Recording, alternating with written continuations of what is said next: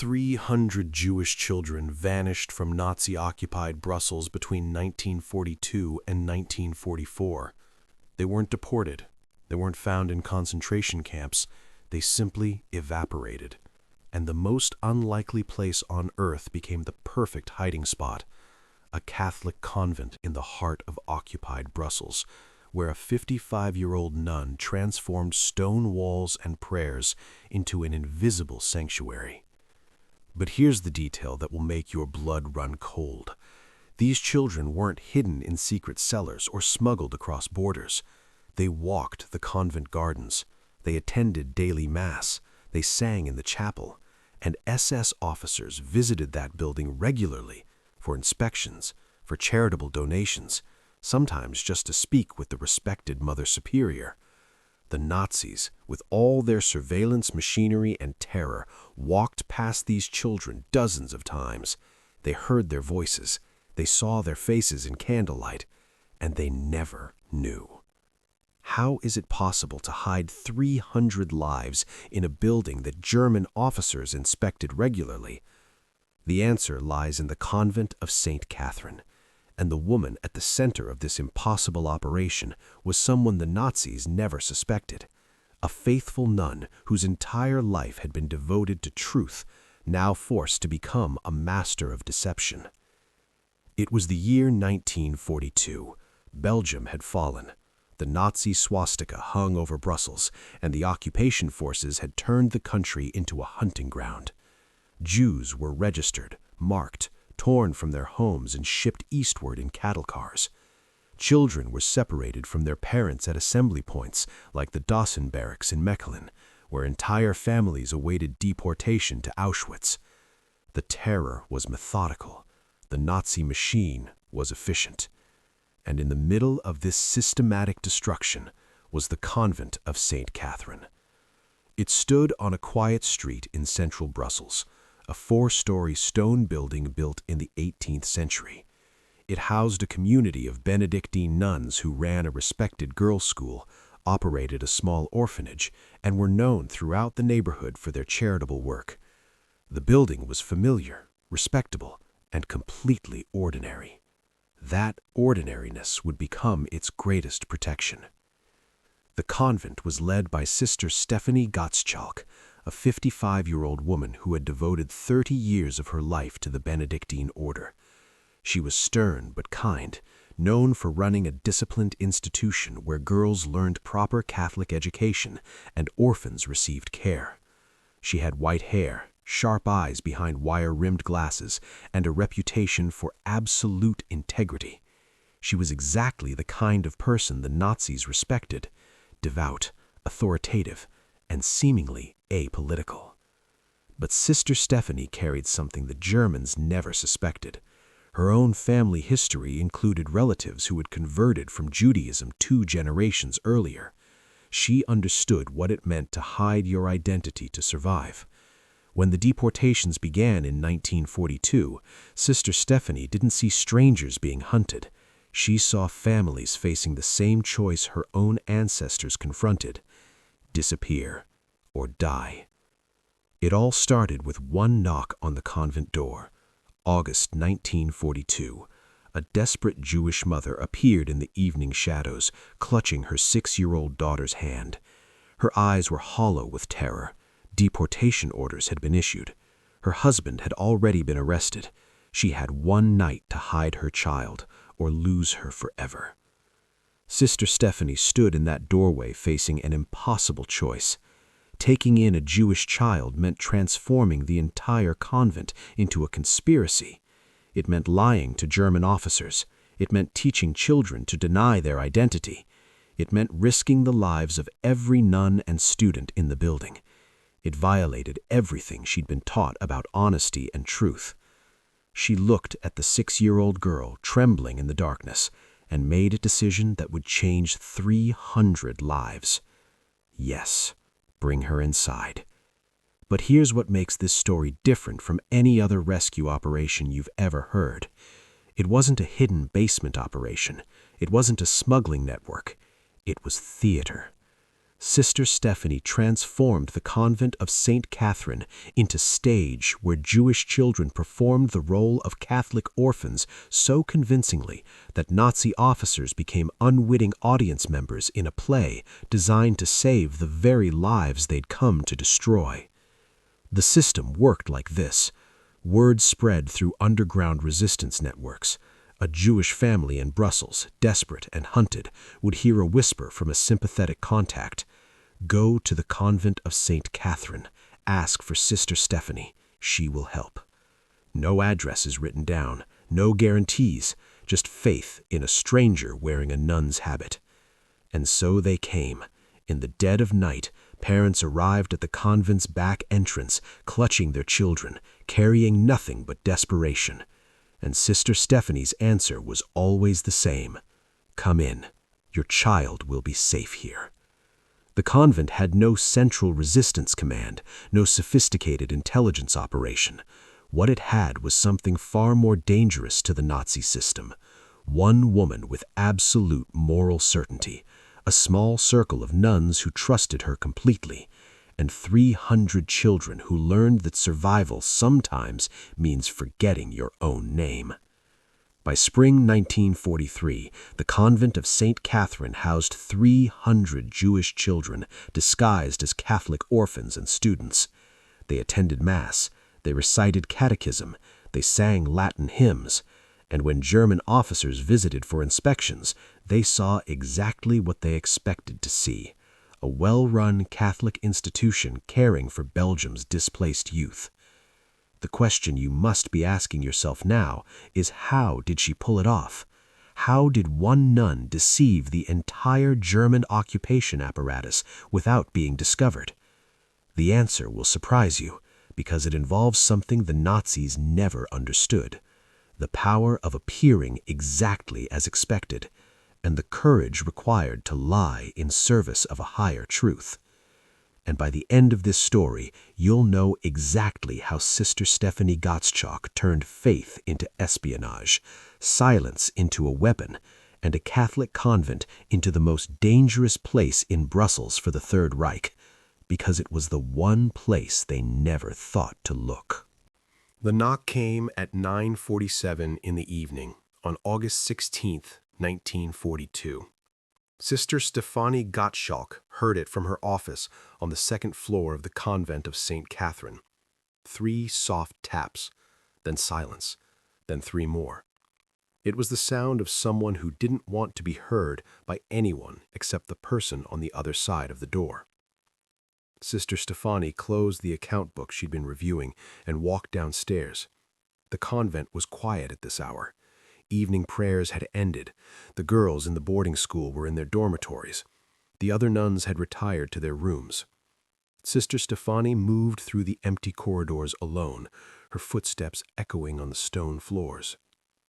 She opened the heavy wooden door and found a woman standing in the shadows.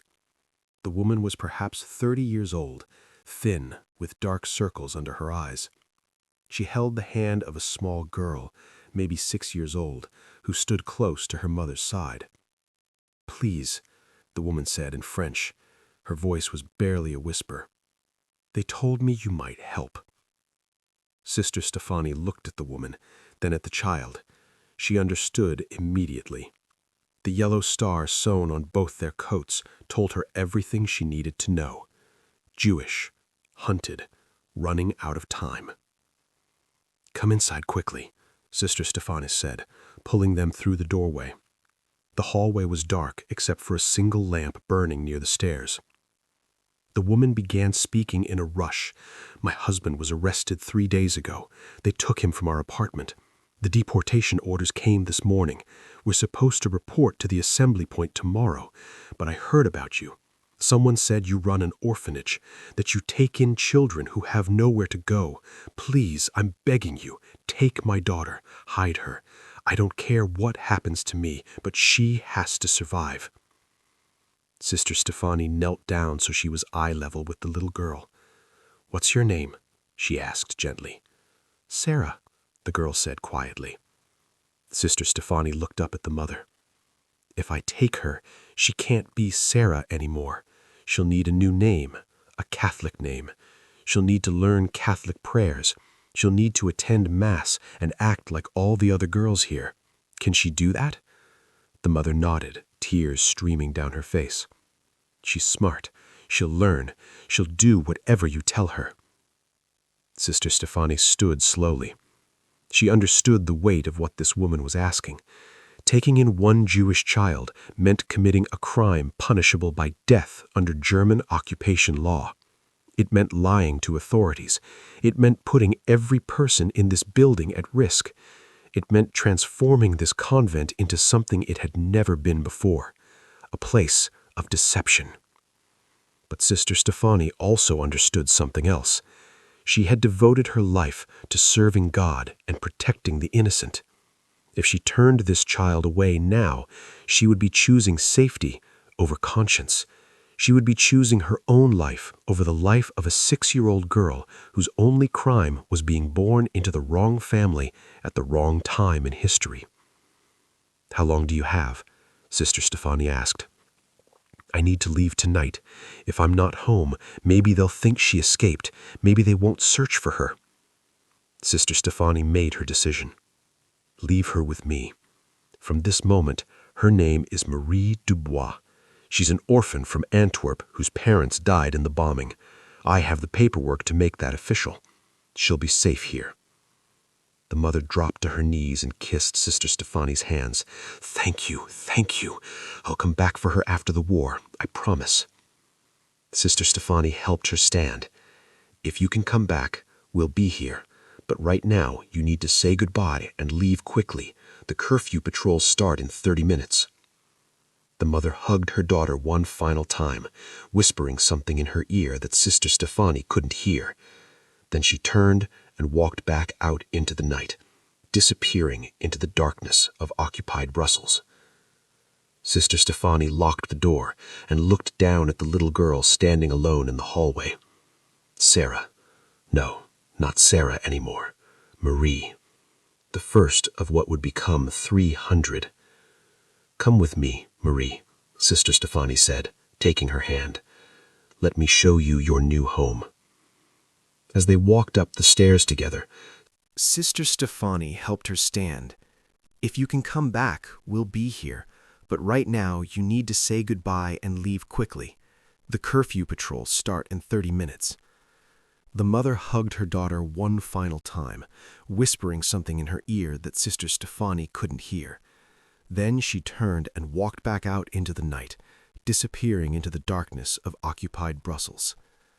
Sister Stefanie locked the door and looked down at the little girl standing alone in the hallway. Sarah. No, not Sarah anymore. Marie, the first of what would become 300. "Come with me, Marie," Sister Stefanie said, taking her hand. "Let me show you your new home."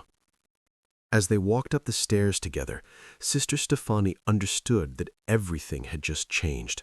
She had crossed a line tonight that she could never uncross.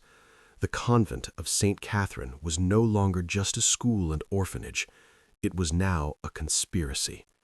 And Sister Stefanie Gottschalk, who had spent 30 years devoted to truth, had just become a professional liar. The work of saving lives, she realized, would require her to betray everything she'd been taught about honesty. But some truths, she decided, were worth lying for.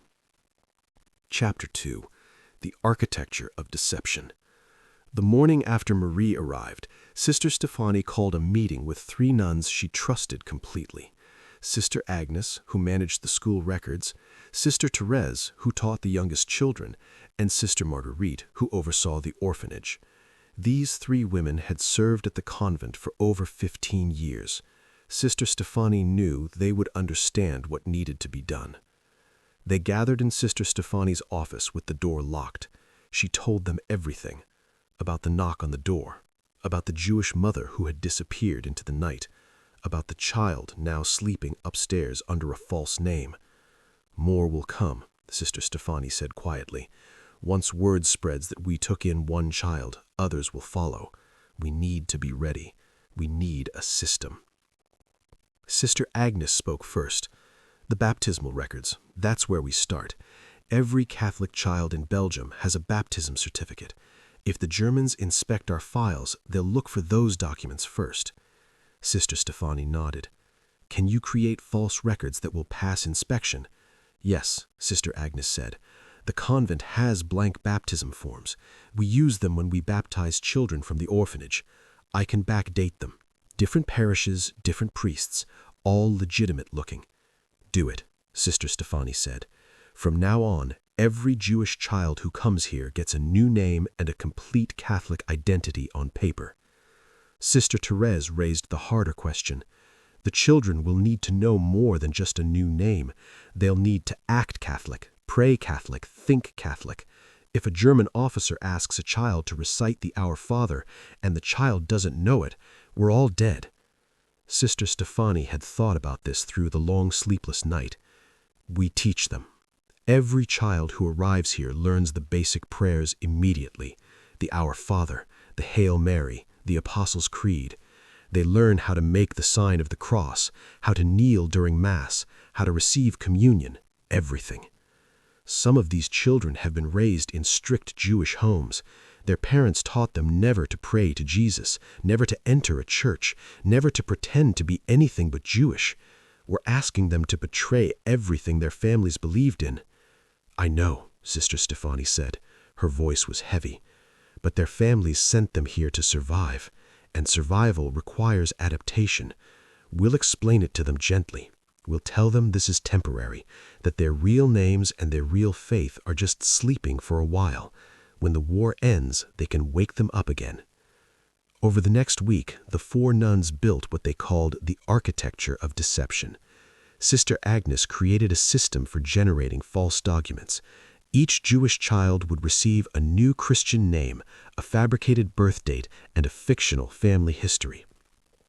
She practiced different handwriting styles so the baptism certificates wouldn't all look like they came from the same person.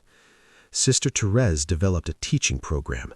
New arrivals spent their first 3 days learning Catholic prayers and rituals. They practiced until they could recite the words without hesitation. They learned how to bow their heads at the name of Jesus. They learned the order of the Mass. They learned to look comfortable in a chapel, even if they'd never been inside one before. Marguerite established the rules of survival. Never speak about your real family where others can hear. Never use your Jewish name even in private. Never mention Hebrew prayers or Jewish holidays. If someone asks you about your past, say they died in the bombing. If someone asks you about your past, give them the story we created for you. Your survival depends on becoming the person your papers say you are. The hardest rule was the last one. If the Germans come to inspect, you must look them in the eye and not be afraid. You must believe you are who we say you are. Fear makes people suspicious. Confidence makes them move on to the next child. Sister Stefanie gathered the first group of children in a small classroom. There were 5 of them now. More had arrived in the days since Marie. They sat at wooden desks looking at her with quiet, serious faces. They were all under 10 years old enough to understand danger, young enough to still trust that adults could keep them safe. You are the bravest children I have ever met, Sister Stefanie told them. What I'm asking you to do is very difficult. I'm asking you to hide who you are, to learn new names and new prayers, to become someone different for a while. But I promise you this, we will keep you safe. We will protect you. And when this war ends, you can be yourselves again. A small boy raised his hand. His real name was Jacob, but his papers now said Henri Blanc. What if I forget my real name? He asked. Sister Stefanie knelt beside his desk. You won't forget. Your real name is part of you. It's just resting quietly inside while Henri lives on the outside. When it's safe, Jacob will come back. I promise. The children nodded. They understood. They were learning the first lesson of survival in a world that wanted them dead. Sometimes the bravest thing you can do is pretend to be someone else. By September 1942, the system was running smoothly. The convent had taken in 23 Jewish children. All of them had false papers. All of them knew their Catholic prayers. All of them attended Mass every morning with the other students, their hands folded in prayer, their voices joining the hymns. And when German officers walked past the convent or visited for their periodic inspections, they saw exactly what they expected to see: a well-run Catholic institution full of Belgian children being raised in the faith. The deception was perfect. The danger was constant. And every morning, Sister Stefanie woke up knowing that one mistake could destroy everything they'd built. The word spread quietly through Brussels' underground resistance network. A contact would whisper to a desperate family: "The convent of St. Catherine, Sister Stefanie. She takes children, no questions asked." No written addresses, no telephone calls, just whispered hope passed from one frightened parent to another. And the children kept coming. They arrived at different times through different routes. Some came with their parents in the dead of night. Others were brought by resistance workers who'd smuggled them out of transit camps. A few arrived alone, clutching pieces of paper with the convent's address, sent by parents already on trains heading east. Sister Stefanie turned no one away. Each child received the same treatment: a new name, false papers, 3 days of intensive training in Catholic prayers and rituals, then integration into the convent's daily life as if they'd always been there. By October 1942, the convent housed 47 Jewish children. By December, 83. By March 1943, the number had reached 300. The convent of St. Catherine had become one of the largest Jewish rescue operations in occupied Belgium, and almost no one outside the building knew it existed. The challenge wasn't just hiding 300 children. It was making 300 children look completely normal. Sister Stefanie understood that the best hiding place wasn't darkness, but plain sight. The children couldn't hide in basements or attics. They needed to live openly, attend classes, play in the courtyard, go to chapel. They needed to be visible and unremarkable. Sister Stefanie created a daily routine so ordinary, so perfectly Catholic, that it became their best disguise. Every morning at 6:30, all the children attended Mass in the convent chapel. The Jewish children sat among the Catholic students, their heads bowed in prayer, their voices joining the hymns. They knew every word. They'd practiced until the prayers became automatic. After Mass came breakfast in the dining hall, then classes. The convent school taught reading, writing, mathematics, history, and religious studies. The Jewish children attended every class alongside the others. They learned Catholic theology. They memorized Bible verses. They could recite the lives of the saints without hesitation. During recreation periods, the children played in the courtyard. They jumped rope, played tag, told stories. From the street outside, anyone watching would see exactly what they expected to see: children being children at a Catholic school. Sister Stefanie added one crucial element to their daily routine. She enrolled some of the older Jewish girls as teaching assistants and helpers in the orphanage. This gave them visible roles that explained their presence and made them seem even more integrated into the convent's normal operations. She also maintained meticulous records. Every child had a file with their false identity, complete with fabricated family histories and forged documents. When German authorities requested student rosters, Sister Stefanie provided them immediately. The lists looked entirely legitimate: Catholic names, Catholic birthplaces, Catholic everything. The genuine Catholic students and orphans knew nothing about the deception. Sister Stefanie made a calculated decision. The fewer people who knew the truth, the safer everyone would be. The Jewish children lived among Catholic children who had no idea their classmates were living under false identities. Only Sister Stefanie and her 3 trusted nuns knew the complete truth. They kept a hidden ledger locked in Sister Stefanie's office. It contained the real names of all 300 Jewish children alongside their false identities. It was the only record of who these children actually were. If the Germans ever found it, everyone in the building would be executed immediately. But Sister Stefanie kept the ledger anyway, because she understood something important. These children had been forced to forget who they were to survive. Somebody needed to remember for them. Somebody needed to keep a record that said, these are Jewish children. These are their real names. These are the families they came from. When this nightmare ends, they will need this information to reclaim their identities. The operation ran like clockwork. 300 children, 300 false identities, 300 lives balanced on the edge of a lie so perfect that the Germans walking past the convent every single day never suspected a thing. The morning routine never changed. Wake at 6 o'clock, Mass at 6:30, breakfast at 7:30, classes from 8 to noon, lunch, more classes, recreation, evening prayers, dinner, bed by 8. Every day the same, every day exactly as expected. And that perfect routine became their shield, because the Germans weren't looking for elaborate conspiracies. They were looking for irregularities, hidden rooms, suspicious behavior, people acting nervous or different.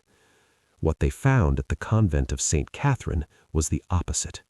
A building running with absolute precision, children who looked them in the eye without fear, nuns who welcomed inspections and answered every question with calm confidence, a daily schedule that never varied and never raised suspicion. By spring 1943, Sister Stefanie had created something remarkable, not a hiding place, but a perfect illusion. 300 Jewish children living openly in the heart of Nazi-occupied Belgium, protected not by walls or secrets, but by appearing so completely normal that no one thought to look closer. The danger was absolute. The stakes were life and death, but the system worked. And every morning when Sister Stefanie led those 300 children in prayer, she whispered her own silent prayer that the illusion would hold for just one more day. The notification came on a Tuesday morning in October 1942. A German officer appeared at the convent door with an official letter. The Gestapo would conduct an inspection of all educational institutions in the district. The convent of St. Catherine was scheduled for Thursday at 10 a.m., 2 days away. Sister Stefanie read the letter twice, then thanked the officer calmly and closed the door. She walked upstairs to her office, locked the door, and allowed herself 30 seconds of pure fear. Her hands shook, her heart raced. Then she stopped, took a deep breath, and began preparing. She called an emergency meeting with Sisters Agnes, Teresa, and Marguerite. They're coming in 2 days. We have 47 Jewish children in this building. We need to make sure every single one of them is ready. For the next 2 days, they rehearsed. Sister Teresa gathered all the Jewish children in small groups and reviewed every prayer, every response, every gesture they'd learned. She asked them questions in German to test their understanding. She walked them through what would happen during the inspection. German officers will walk through the classrooms, Sister Teresa explained calmly. They might ask you questions. Answer in French. Be polite. Don't volunteer extra information. If they ask your name, give them the name on your papers. If they ask about your family, tell them what we practiced. Your parents died in the bombing. You're an orphan now. The sisters take care of you. The children listened carefully. They'd learned that survival meant following instructions perfectly. No mistakes, no hesitation. Sister Stefanie prepared the paperwork. She organized student files, baptismal certificates, enrollment records. Everything needed to be immediately available and flawlessly organized. She reviewed every document to make sure there were no inconsistencies that might raise questions. Thursday morning arrived. At exactly 10 a.m., 2 Gestapo officers appeared at the door. Sister Stefanie welcomed them with calm courtesy. "Good morning, gentlemen. We've been expecting you. Please come in." The lead officer was a thin man in his 40s named Hoffman. His companion was younger, taking notes in a small leather book. Hoffman explained they were conducting inspections of all schools to ensure proper educational standards and compliance with occupation regulations. "Of course," Sister Stefanie said, "we're happy to cooperate fully. Would you like to see the classrooms first or review our administrative records?" "Classrooms first," Hoffman said. Sister Stefanie led them through the building. They walked past the chapel where morning mass had just ended. They visited the dormitories where the orphans slept. They entered the dining hall where lunch was being prepared. Then they reached the classrooms. Sister Stefanie opened the first door. 23 students sat at wooden desks. Sister Teresa stood at the front teaching religious studies. 12 of those students were Jewish children with false identities. "Please continue with your lesson," Hoffman said to Sister Teresa. Sister Teresa nodded and turned back to the class. "Who can tell me the 7 sacraments of the Catholic Church?" Hands went up. Hoffman pointed to a girl in the second row. Her real name was Rachel. Her papers said Marie Fontaine. "Baptism, confirmation, Eucharist, penance, anointing of the sick, holy orders, and matrimony," Rachel recited perfectly. "Very good," Sister Teresa said. "And who can explain the meaning of the Eucharist?" Another hand, a boy named David, whose papers identified him as Pierre. He stood and explained the Catholic doctrine of transubstantiation in clear French. Hoffman nodded approvingly. They moved to the next classroom. More students, more perfect recitations. Jewish children answering questions about Catholic theology without a trace of hesitation. In the third classroom, Hoffman stopped by a young boy's desk. The boy was 7 years old. His real name was Samuel. His papers said Jean Dumont. "What's your name, son?" Hoffman asked in German. "Jean Dumont, sir," he answered in French. "Where are your parents?" "They died in the bombing, sir. I live here now with the sisters." Hoffman studied him for a moment, then moved on. Sister Stefanie's heart was pounding, but her face remained perfectly composed. The inspection continued for 90 minutes. The officers reviewed enrollment records, checked student files, examined the kitchen and medical facilities. Everything was in order. Everything appeared exactly as it should. Finally, Hoffman closed his notebook. "This is an exemplary institution, sister. The children are well educated and properly cared for. You're doing important work." "Thank you," Sister Stefanie said. "We try our best to serve these children and honor God." The officers left. Sister Stefanie locked the door behind them, walked upstairs to her office, and sat down at her desk. Her hands were shaking again. They'd passed. The deception had held, but she understood now with absolute clarity how fragile everything was. One child forgetting a prayer, one name slipping out, one moment of panic, any of those things could have destroyed them all. They'd been one mistake away from death, and the officers hadn't suspected a thing. That evening, Sister Stefanie gathered the Jewish children who'd been questioned. "You were all very brave today," she told them. "You did exactly what you needed to do. But this won't be the last inspection. There will be more. We must stay vigilant. We must stay perfect. Our survival depends on it." The children nodded. They understood. The game they were playing had no margin for error, and Sister Stefania understood something else. She'd built a sanctuary, but it was made of paper and prayers and perfectly memorized lies, and the men hunting these children would be back. The question came during evening prayers in November 1942. Sister Stefanie was kneeling in the chapel with a small group of the youngest children, teaching them the rosary. One of the boys, 8 years old, whose papers identified him as Thomas Mercier, raised his hand. "Sister Stefanie," he said quietly, "may I ask you something?" "Of course, Thomas." He hesitated, choosing his words carefully. "My father taught me to pray to Adonai. He taught me the Shema every night before bed. Why must I pray to Jesus now? My father said we don't pray to Jesus." The other children in the chapel went silent. They were all Jewish children with the same question buried in their hearts. Sister Stefanie looked at their faces and saw the confusion they carried, the weight of being asked to betray everything their parents had taught them. Sister Stefanie sat down on the stone floor beside Thomas. She was quiet for a long moment, trying to find words that would honor both his question and the terrible reality they faced. "Your father was right," she said finally.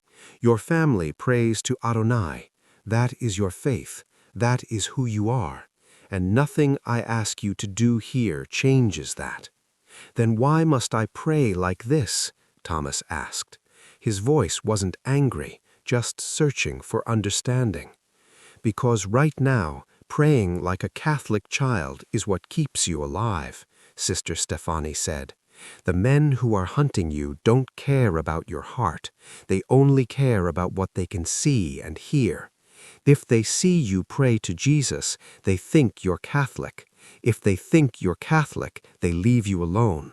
That's all this is, a disguise for your outside, while your real self stays safe on the inside."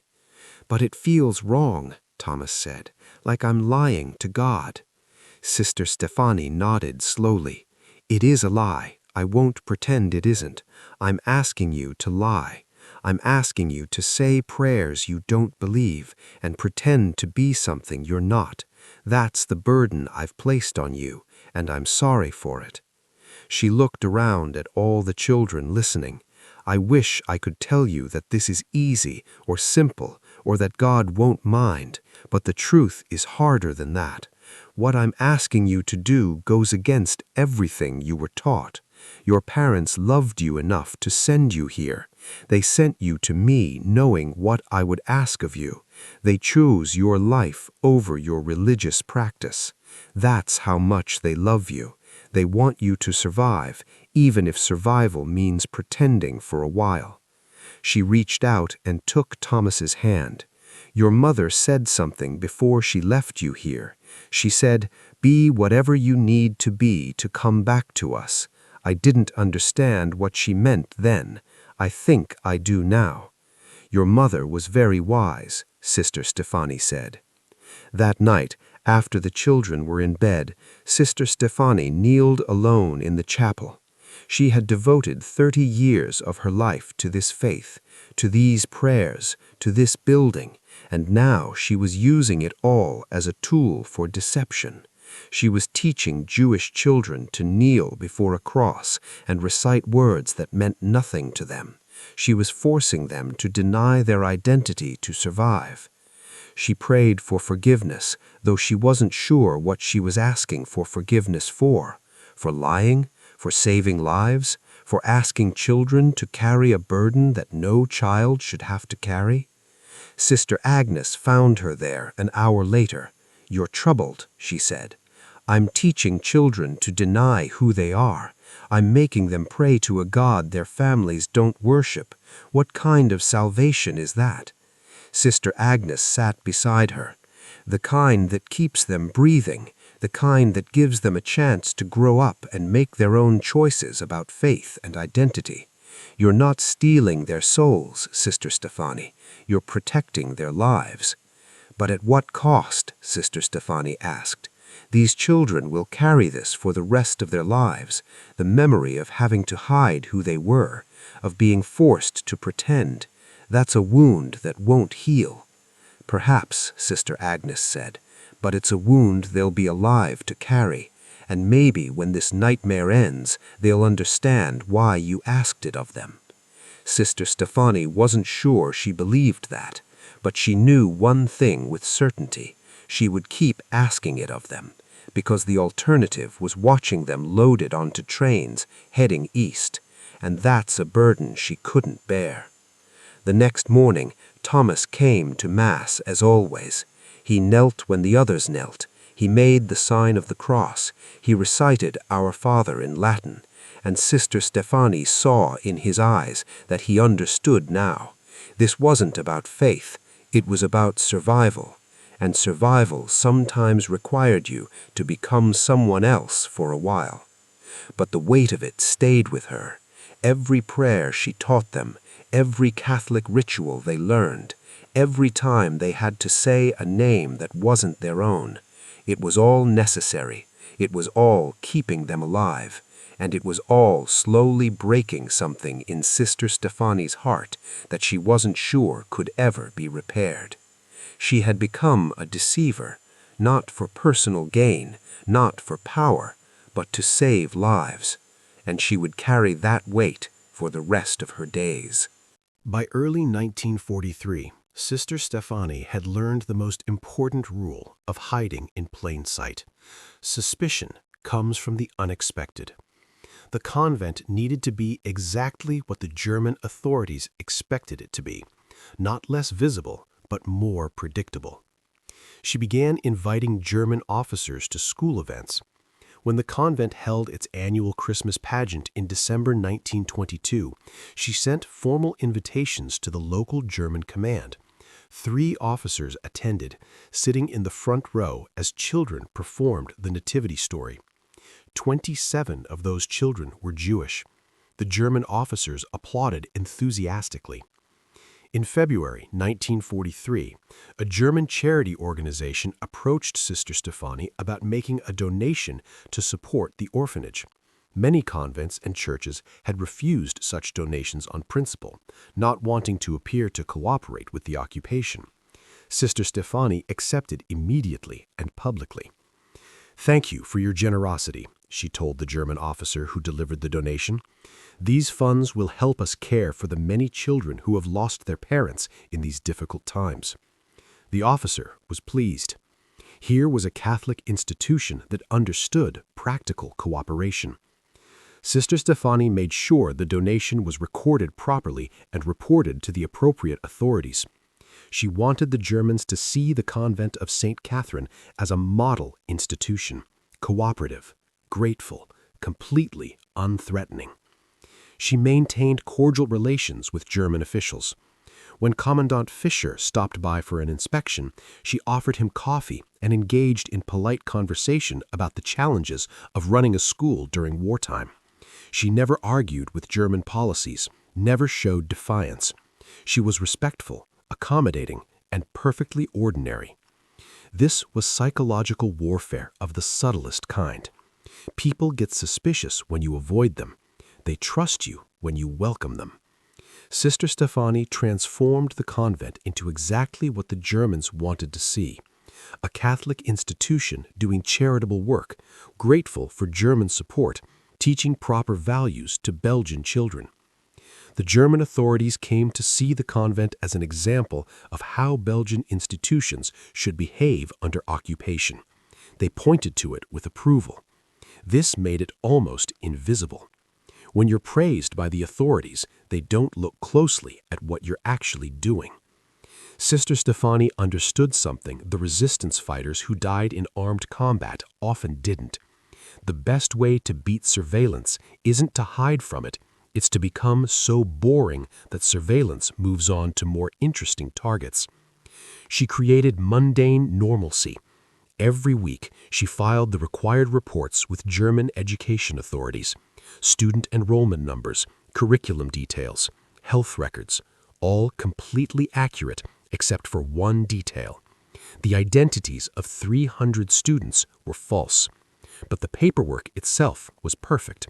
No late submissions, no missing documents, no irregularities that might trigger a closer look. When German officers walked past the convent, they saw children playing in the courtyard, nuns hanging laundry, routine activities of a functioning institution. Nothing secretive, nothing hidden. Just daily life continuing under occupation exactly as expected. Sister Stefanie even volunteered the convent for a propaganda photograph in spring 1943. A German military newspaper wanted to show how Belgian institutions were adapting to the new order. They photographed Sister Stefanie with a group of children, all smiling, all appearing well cared for. 18 of those children were Jewish. The photograph was published across occupied Belgium as an example of German-Belgian cooperation. Sister Agnes questioned this decision. "You're letting them use us for propaganda. Doesn't that make you uncomfortable?" Extremely uncomfortable. But it also makes us valuable to them. They won't investigate an institution they're holding up as a success story. We're hiding behind their own propaganda. It was a calculated risk, but Sister Stefanie understood that the greatest protection was being seen as boring, cooperative, and completely uninteresting. She'd transformed the convent of St. Catherine into the last place anyone would look for a massive rescue operation, because she'd made it look like the most ordinary place in Brussels. The German command came to trust her. They stopped conducting surprise inspections. They gave advance notice when visits were scheduled. They saw Sister Stefanie as a reliable, cooperative administrator of a model Catholic institution. And all the while, 300 Jewish children lived within those walls, protected by the perfect performance of mundane normalcy. They attended classes, sang in the choir, performed in school plays, all of it visible, all of it routine, all of it exactly what the Germans expected to see. Sister Stefanie had discovered the perfect camouflage, not darkness, but spotlight, not secrecy, but predictability. She'd hidden 300 lives in the one place no one thought to look, in front of everyone's eyes, doing exactly what a Catholic convent to do expected to do. The extraordinary had become routine. The impossible had become normal. And that normalcy became their shield. The knock came at 7:15 p.m. on March 18, 1943. Sister Stefanie was in her office when Sister Marguerite appeared at the door, her face pale. "There's an SS officer at the entrance. He says he's conducting an unannounced security inspection. He wants to search the entire building now." Sister Stefanie's heart stopped for one beat, then began racing. Evening prayers had just started. 80 children were in the chapel at this very moment. More than half of them were Jewish. Their voices were singing Latin hymns that echoed through the corridors. "Tell him I'll be right down," Sister Stefanie said. Her voice was calm, despite the fear flooding through her. She walked downstairs slowly, using the time to compose herself. At the entrance stood SS Sturmbannführer Werner Vogel, a tall man with sharp features and cold eyes. 2 soldiers flanked him. "Good evening, Sturmbannführer," Sister Stefanie said. "How may I help you?" "I'm conducting security inspections of all institutions in this district. There have been reports of resistance activity. I need to search your building immediately." "Of course," Sister Stefanie said. She showed no hesitation, no fear, no sign that this was anything but routine. "Would you like to begin with the administrative offices, or would you prefer to see the residential areas first?" Vogel studied her face, looking for nervousness. Sister Stefanie met his gaze calmly. "We'll start with wherever that singing is coming from. The chapel, prayers. The children attend every night. This way, please." She led him down the corridor toward the chapel. Her mind was calculating rapidly. 80 children in there, 47 of them Jewish. All of them had been trained for this moment. All of them knew their Catholic prayers perfectly. But this wasn't a scheduled inspection with advance warning. This was unannounced, unexpected, the most dangerous situation they'd faced. Sister Stefanie pushed open the chapel doors.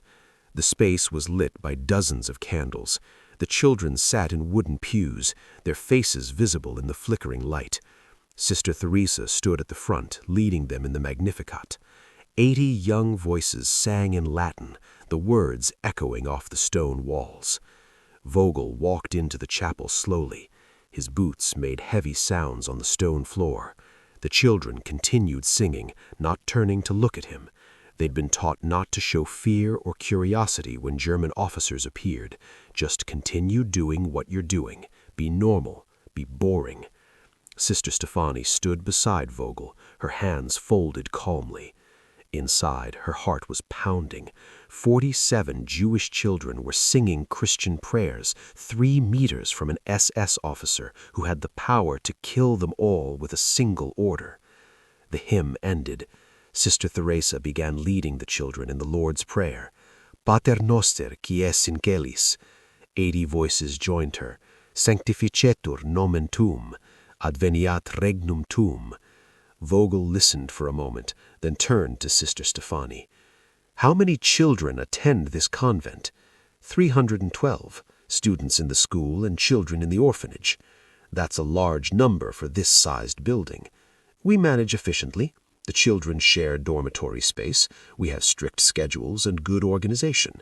Would you like to see our enrollment records? Later, Vogel said. First, I want to see the rest of the building. Sister Stefanie nodded and led him back out of the chapel. As they left, the children's voices continued behind them, et dimitte nobis debita nostra. They walked through the corridors. Vogel opened random doors, looking into classrooms, storage rooms, the kitchen.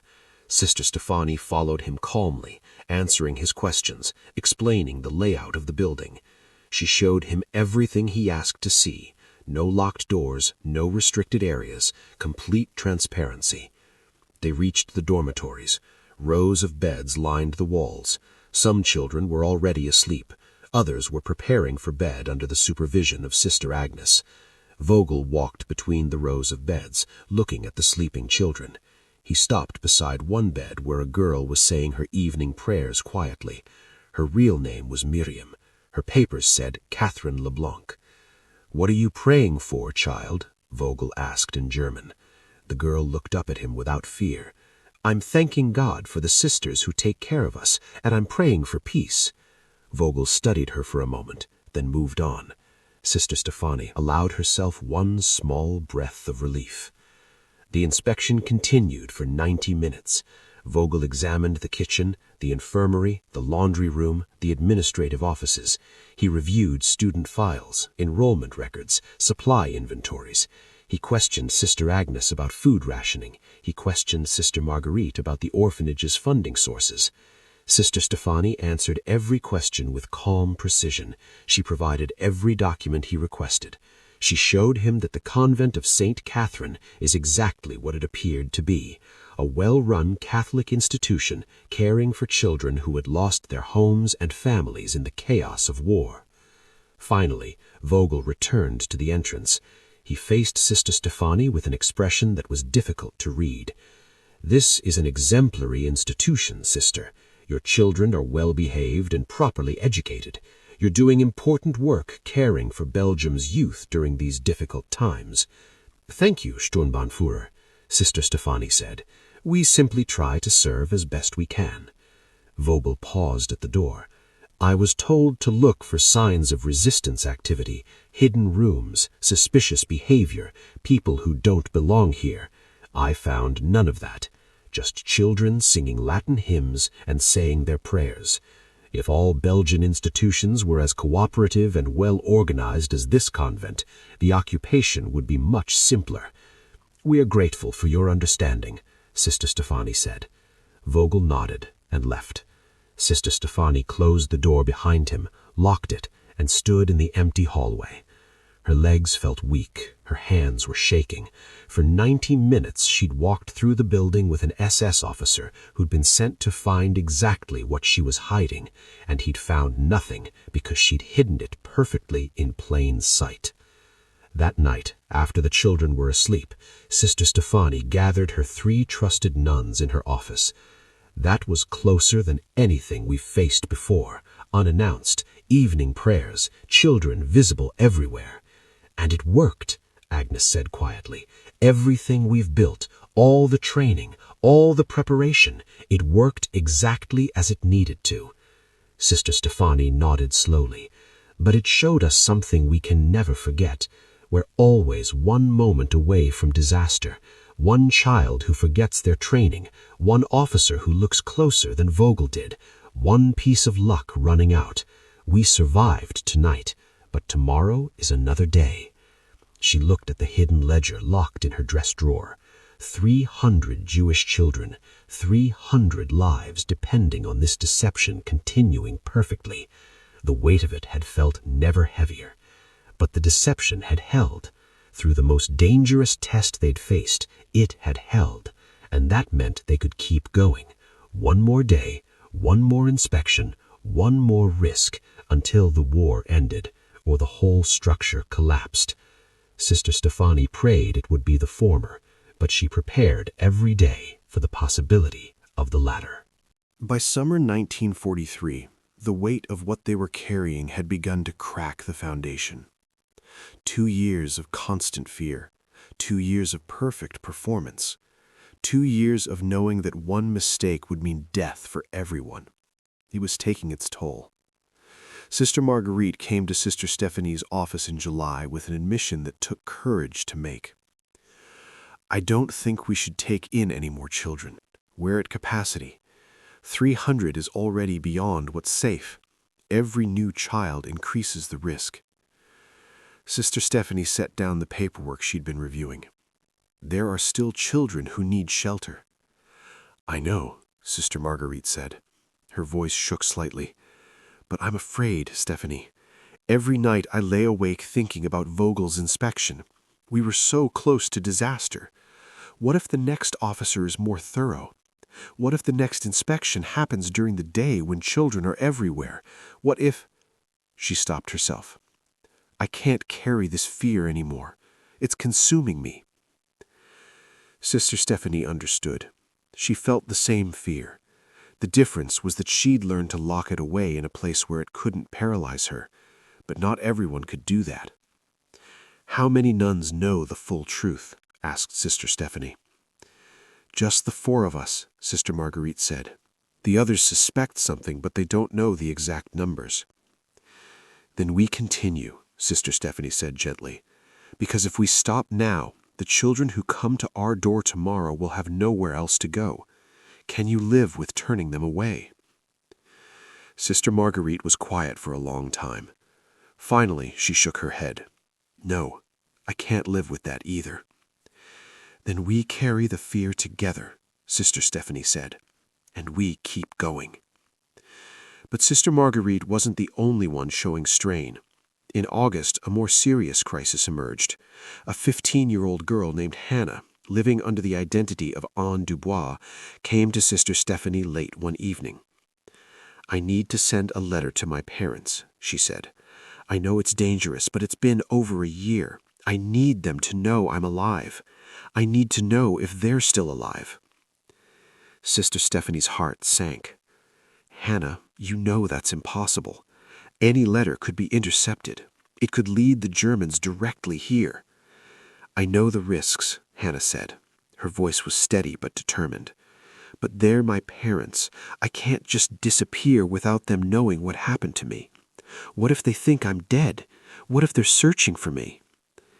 "If they're searching for you, that's exactly why you can't contact them," Sister Stefanie said. "The Germans monitor mail. They track communication networks. One letter could destroy everything we've built here." Hannah's composure began to crack. "Then what am I supposed to do? Just pretend they don't exist? Pretend I don't have a family?" "I know how hard this is," Sister Stefanie said. "I know what I'm asking you to sacrifice. But your parents sent you here to survive. That was their choice. They knew it might mean losing contact with you. They chose your life over their peace of mind." "You don't know that," Hannah said, tears starting to fall. "You don't know what they're thinking. Maybe they regret sending me away. Maybe they need me back." "If they regret it, it's only because they love you. But that doesn't change the reality. Contacting them puts you at risk. It puts them at risk. And it puts every child in this building at risk. I can't allow it." Hannah pulled her hands away. "You can't stop me from writing a letter." Sister Stefanie's voice became firmer. "No, I can't.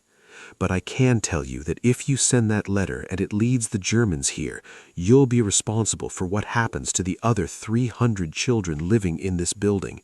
Is that a burden you're prepared to carry?" The words were harsh, but they needed to be said. Hannah stared at Sister Stefanie, anger and grief warring in her expression. "I hate this," she whispered. "I hate having to choose between my family and survival. I hate being someone I'm not. I hate all of it." "I know," Sister Stefanie said quietly. "I'm sorry. I'm so sorry for what's been taken from you." Hannah left without another word. Sister Stefanie didn't sleep that night, wondering if the girl would try to send a letter anyway. But the next morning, Hannah appeared at breakfast as usual. She made eye contact with Sister Stefanie across the dining hall and gave a small nod. She'd made her choice. She would wait. That same week, news reached the convent that deportations from Brussels had intensified. The Dawson Barracks was processing larger numbers of prisoners. Trains were leaving more frequently for Auschwitz and other camps. The Nazis were accelerating their operations as Allied forces gained ground in other theaters. And through it all, the convent of St. Catherine maintained its perfect routine: morning prayers, classes, recreation, evening prayers, bed. Every day the same, every day hiding 300 lives behind a performance of mundane normalcy that was beginning to feel like a cage for everyone trapped inside it. Sister Agnes found Sister Stefanie alone in the chapel one evening. "We're breaking," she said simply. "All of us, the children, the nuns, you, we're all carrying more than we were built to carry." "I know," Sister Stefanie said. "How much longer can we sustain this?" "As long as we have to, until the war ends or until we're discovered. Those are the only two ways this ends." Sister Agnes sat down beside her. "And if we're discovered?" Sister Stefanie didn't answer immediately. She'd thought about this question many times. What would happen if Vogel or someone like him returned with more suspicion, more thoroughness, more time to look closely at what they'd built? "If we're discovered," Sister Stefanie finally said, "at least we'll know we did everything we could. We saved 300 lives. Even if it costs us our own, that's not a failure. That's a choice we made with clear eyes." The Allied forces entered Brussels on September 3, 1944. Sister Stefanie heard the news from someone running down the street, shouting that the Germans were retreating. She stood at the window of her office and watched German troops moving through the streets below, heading east in disorder. After 4 years of occupation, it was ending. That evening, she gathered all 300 children in the chapel. For the first time in 2 years, she could tell them the truth without fear. "The Germans are gone," she said. "You're safe now. You don't have to pretend anymore. You can be who you really are." Some children cried with relief. Others sat in stunned silence as if they couldn't quite believe it was real. A few looked confused, as though they'd lived as Catholics for so long that their original identities felt distant and unfamiliar. Sister Stefanie opened the hidden ledger that night and began the work of reconnection. 300 false names matched with 300 real names. 300 children who needed to find out if their families had survived. She worked with Jewish relief organizations and the Red Cross. They posted lists of survivors. They searched through records of deportations and camps. They tried to trace parents, siblings, extended family members who might still be alive. The news came slowly, and most of it was heartbreaking. Of the 300 children Sister Stefanie had sheltered, fewer than 40 had parents who survived the camps. Some had relatives, aunts, uncles, cousins who could take them in, but more than 200 children had no family left at all. Everyone was gone. Sister Stefanie sat with these children one by one, telling them the truth as gently as she could.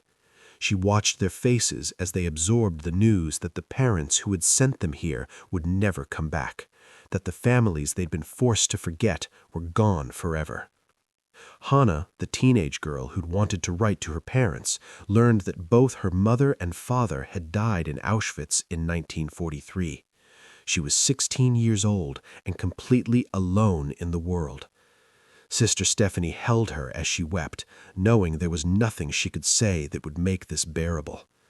The children who had no families stayed at the convent. Sister Stefanie helped them navigate their new reality.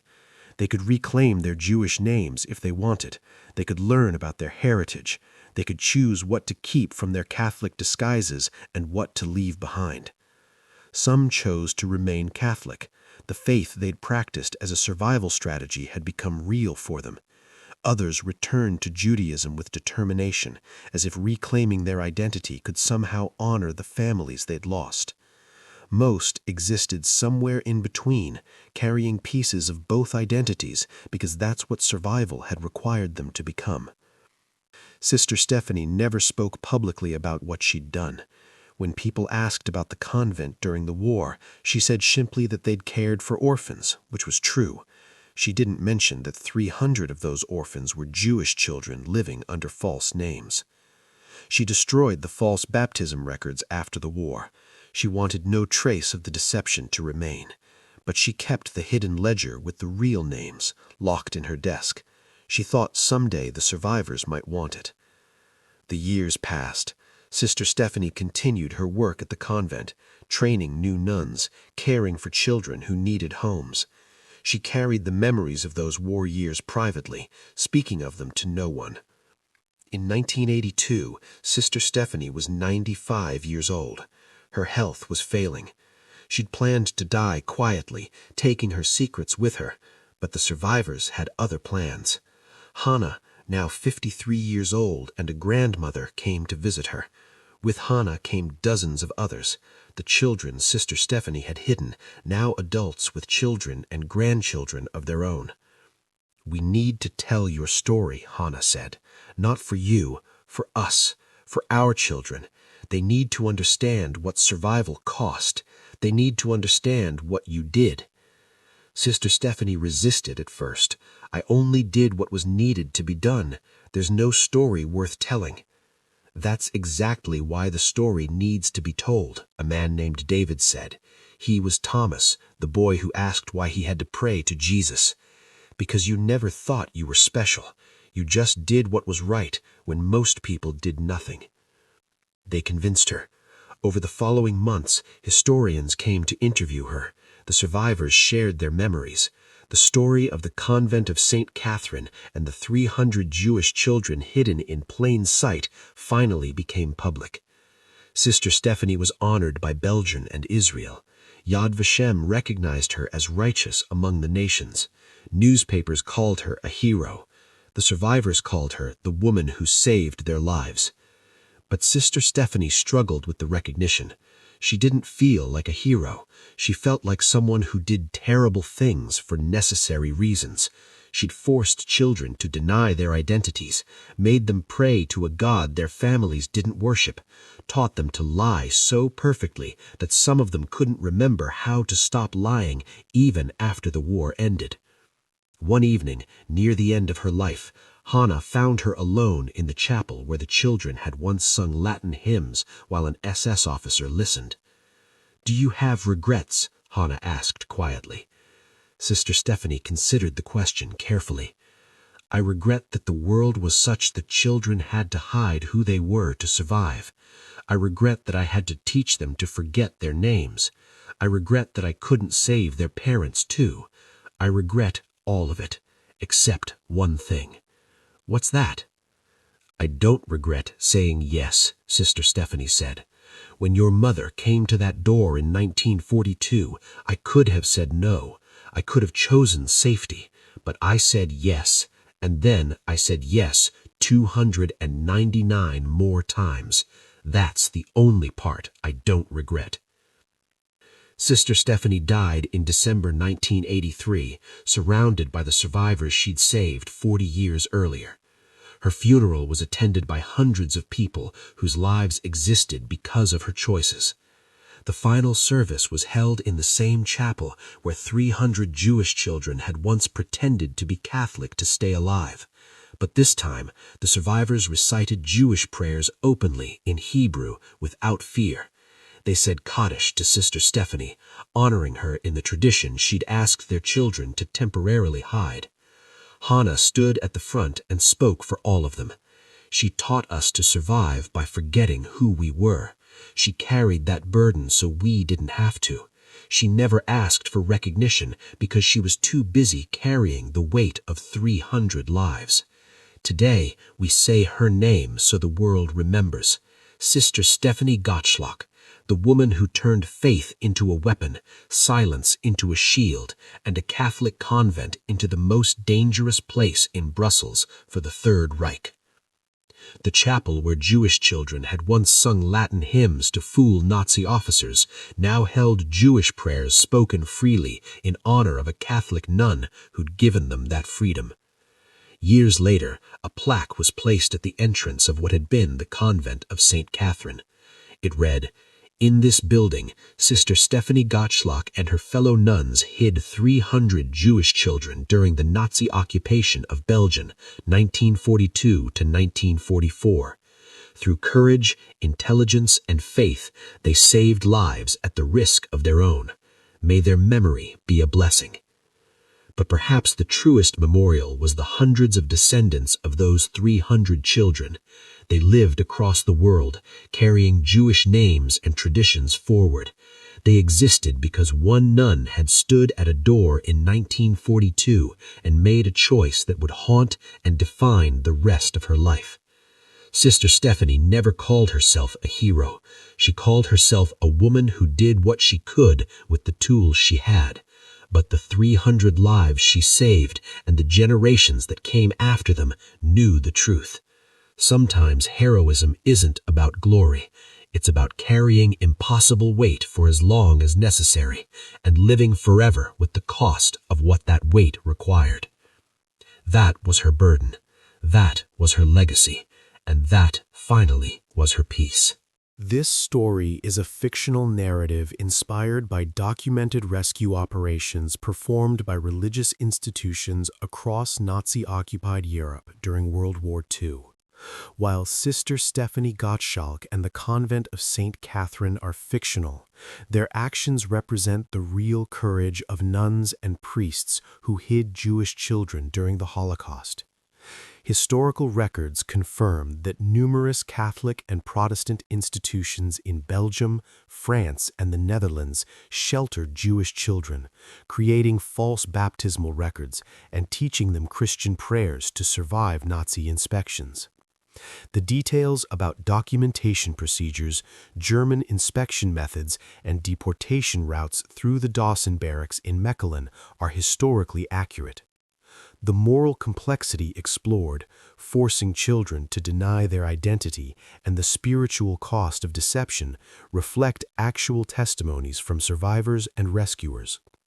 While these specific characters are fictionalized, they honor the thousands of religious individuals recognized by Yad Vashem as the righteous among the nations for saving Jewish lives at tremendous personal risk.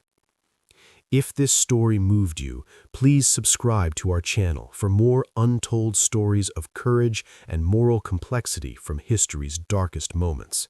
Your subscription helps us continue sharing these important narratives. Thank you for watching.